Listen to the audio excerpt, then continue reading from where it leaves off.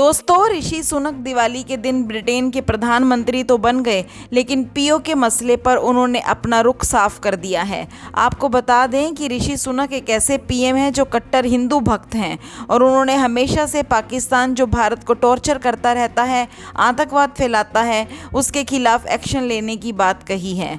और दूसरी बात, उन्होंने पीओ के मुद्दे पर कुछ कहा है।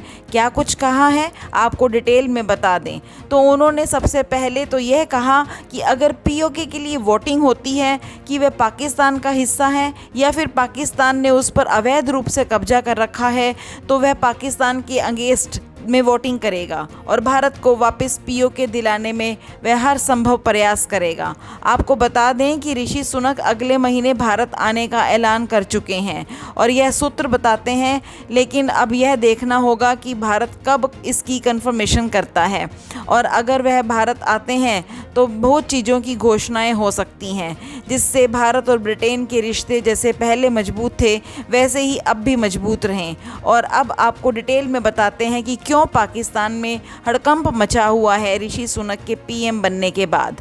दोस्तों, ऋषि सुनक ने ब्रिटेन का प्रधानमंत्री बन के मानो इतिहास रच दिया है, क्योंकि वे भारतीय मूल के पहले प्रधानमंत्री हैं और साथ ही ब्रिटेन के पहले हिंदू पीएम भी हैं। ऐसा इसलिए हो पाया क्योंकि पेनपी मोडट ने ब्रिटिश पीएम की रेस से अपना नाम वापस ले लिया था, जिससे ऋषि सुनक का रास्ता साफ हो गया और कंजर्वेटिव पार्टी के कई सांसदों ने जॉनसन को छोड़कर ऋषि का समर्थन कर दिया था, जिनमें पूर्व गृह मंत्री प्रीति पटेल और कैबिनेट मंत्री भी शामिल हैं। प्रीति पटेल खुद भारतीय मूल की ब्रिटेन की गृह मंत्री हैं, जिन्होंने पिछले महीने लिज ट्रस के प्रधानमंत्री चुने जाने पर अपने पद से इस्तीफा दे दिया था। इसलिए कंजर्वेटिव पार्टी ने ऋषि सुनक को नेतृत्व करने का मौका दिया जाना सही समझा। आपको बता दें कि प्रीति पटेल ने ऋषि सुनक को तब समर्थन दिया जब पार्टी के आधे से ज़्यादा सांसद उम्मीदवारों ने पहले ही ऋषि सुनक को पीएम पद के लिए अपना समर्थन दे दिया था। दरअसल पूर्व प्रधानमंत्री बोरिस जॉनसन ने हाल ही में यह कहते हुए अपने आप को प्रधानमंत्री पद की दौड़ से अलग कर दिया था कि वापसी के लिए ये सही समय नहीं है, जिसके बाद ऋषि सुनक के लिए दिवाली में जीत की संभावना और भी ज़्यादा बढ़ गई थी। ऐसे में ऋषि सुनक ने अपनी उम्मीदवारी को पेश करते हुए कहा था कि वे देश की अर्थव्यवस्था को ठीक करने, अपनी पार्टी को एकजुट करने और देश के लिए काम करना चाहते हैं। इसके बाद उन्होंने 100 से भी ज़्यादा सांसदों का समर्थन हासिल करके इस रेस में और भी ज़्यादा बढ़त हासिल कर ली, जिसके बाद ही घोषणा कर दी गई कि ऋषि सुनक ब्रिटेन के अगले पीएम होंगे। ऐसे में दिवाली पर न सिर्फ ब्रिटेन के लिए बल्कि भारतवासियों के लिए भी ये बहुत बड़ा तोहफा है और भारत को इससे बड़ा तोहफा कोई और नहीं मिल सकता। ऐसे में आपको बता दें कि पीएम बनने के बाद ऋषि सुनक ने अपने तरीके से दिवाली भी मनाई और साथ ही उन्होंने आतंकवादियों के खिलाफ संदेश भी दिया।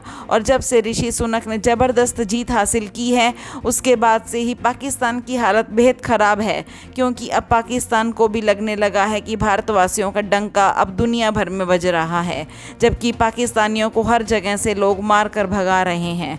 हर एयरपोर्ट पर पाकिस्तानियों की चेकिंग हो रही है और हर जगह पाकिस्तानियों को आतंकवादी और चोर कहा जा रहा है। ऐसे में साफ देखा जा सकता है कि भारत और भारतवासियों की ताकत कितनी है और पाकिस्तान में रहने वाले लोगों की दुनिया में क्या हालत है। ऐसे में भारत से निकलकर लोग जिस तरह से बड़े बड़े नाम कमा रहे हैं, उससे भारत का नाम भी दुनिया भर में ऊंचा हो रहा है। तो दोस्तों, ऐसे में इस खबर के बारे में आपकी क्या राय है, हमें कमेंट करके ज़रूर बताएं और साथ ही इस वीडियो को ज़्यादा से ज़्यादा लाइक और शेयर ज़रूर करें।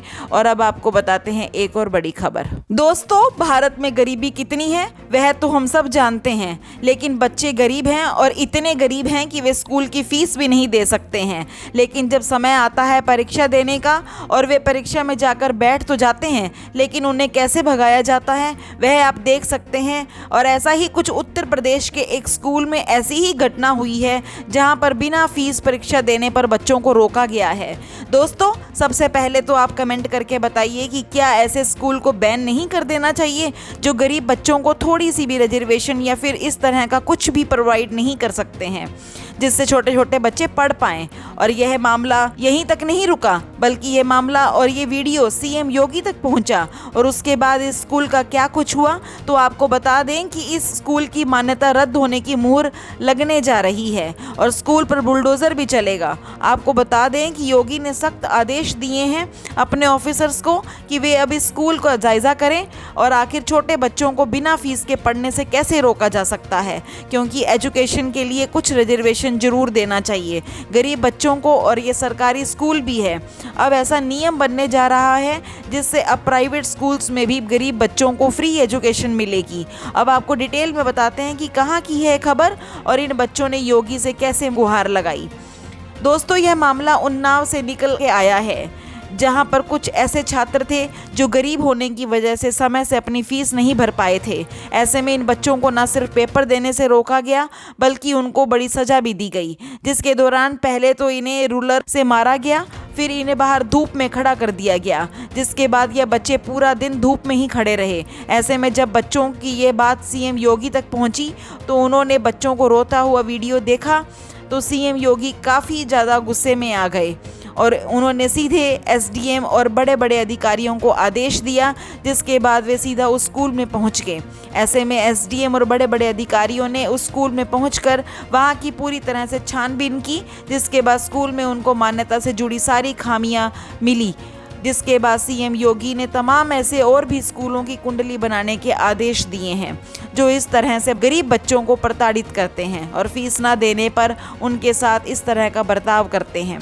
आपको बता दें कि इन बच्चों ने बातचीत में रोते रोते बताया कि इन्होंने फीस नहीं भरी थी, जिसकी वजह से टीचर ने इन्हें परीक्षा में बैठने नहीं दिया और इसके साथ ही इनकी रूलर से पिटाई भी की गई और पूरा दिन धूप में भी खड़ा रखा गया, जिस दौरान ये बच्चा रोने लगे और ऐसे में इनके घर वाले वहां पर पहुंच गए और उन्होंने स्कूल के खिलाफ कार्रवाई करने की मांग की। ऐसे में जैसे ही सीएम योगी ने बच्चों के रोते हुए इस वीडियो को देखा तो उन्होंने एसडीएम को फौरन स्कूल में भेज दिया और एसडीएम ने जांच के दौरान स्कूल में मान्यता संबंधित कई खामियां पाई और साथ ही उन्होंने यह भी बताया कि स्कूल का एक हिस्सा अवैध रूप से बना हुआ है, जिसके बाद अब बताया जा रहा है कि न सिर्फ स्कूल की मान्यता रद्द की जाएगी बल्कि इसे बुलडोजर द्वारा तोड़ भी दिया जाएगा। ऐसे में एसडीएम ने बाकी स्कूलों को भी यह कड़े निर्देश दिए हैं कि किसी भी बच्चे को पैसे की तंगी की वजह से शिक्षा लेने से ना रोका जाए और इसके लिए मानवता दिखाएं, क्योंकि शिक्षा व्यापार नहीं है और हर बच्चे को इसका अधिकार है। ऐसे में दोस्तों, जिस तरह से सीएम योगी के आदेश पर एसडीएम ने स्कूल के खिलाफ कार्रवाई की, उसके बारे में आप क्या कहना चाहेंगे? हमें अपनी राय कमेंट करके ज़रूर बताएं। साथ ही इस वीडियो को ज़्यादा से ज़्यादा लाइक और शेयर जरूर करें। और अब आपको बताते हैं एक और बड़ी खबर। दोस्तों, एक मोस्ट वांटेड आईपीएस जो काफ़ी समय से फरार चल रहा था, ऐसे में योगी की पुलिस भी उस आईपीएस को खोजने में नाकाम थी। लेकिन जब सीएम योगी का खौफ आईपीएस के सर चढ़ गया तो यह आईपीएस खुद भागा भागा कोर्ट आया और अपने आप को इसने सरेंडर कर दिया। आपको बता दें कि यह आईपीएस पाटीदार 1 लाख का इनामिया है। उस आईपीएस ने सोचा था कि सीएम योगी दूसरी बार मुख्यमंत्री नहीं बनेंगे, लेकिन खुद को बचाने के लिए भागने वाला आईपीएस अब योगी के शिकंजे में आ गया है। तो चलिए दोस्तों, बताते हैं कि यह आईपीएस कौन है और क्या है इसकी पूरी कहानी। दोस्तों, यह बात लगभग 2 साल पुरानी है। यह मोस्ट वांटेड आईपीएस जिस इलाके में पहुंचता था वहां गुंडे माफियाओं से ज़्यादा लोग इससे डरते थे और आईपीएस की टीम में कई पुलिस वाले भी शामिल थे जो इस आईपीएस के इशारे पर नाचते थे और लोगों को परेशान करना इनका धंधा था। यह कुछ इस तरह से जाल बिछाते थे कि कई बार तो लोग अपने आप को ही ख़त्म करने के बारे में सोचने लगते थे। ऐसे में अगर कोई बड़ा जुर्म भी होता था तो लोग पुलिस को फ़ोन करने से डरते थे और यह कहते थे कि यहाँ से भाग जाओ नहीं तो पाटीदार आ जाएगा। लेकिन आईपीएस यह भूल गया कि यूपी में तो योगी की सरकार है। योगी के आगे इसका खेल ज़्यादा दिन चलने वाला नहीं था।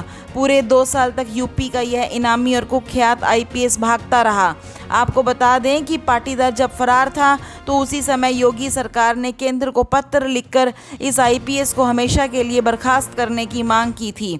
इस आईपीएस को लोग ईमानदार और काबिल समझ रहे थे, फिर भी यह यूपी का मोस्ट वांटेड और 1 लाख का इनामी बन गया। आपको बता दें कि 2020 में मनीलाल पाटीदार की महोबा थाने में एसपी के पद पर तैनाती थी। ऐसे में बताया जाता है कि यह पाटीदार बिना रिश्वत के बात ही नहीं करता था। ऐसे में काम चाहे कोई भी हो, कैसा भी हो, बस रिश्वत दीजिए और काम बस चुटकी में पूरा हो जाएगा। आपको बता दें कि इसने कुछ पुलिस वालों की अपनी एक टीम बना रखी थी और कुछ सिपाही भी इसकी मदद कर रहे थे, जो कारोबारी, व्यापारी या आसपास के लोगों से वसूली करते थे।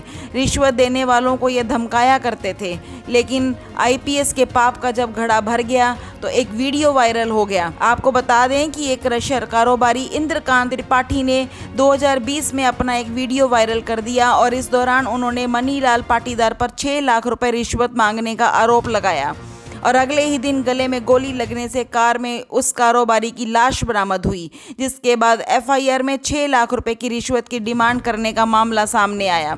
आपको बता दें कि कारोबारी इंद्रकांत त्रिपाठी के मना करने पर आईपीएस की तरफ से उसे लगातार धमकी मिल रही थी।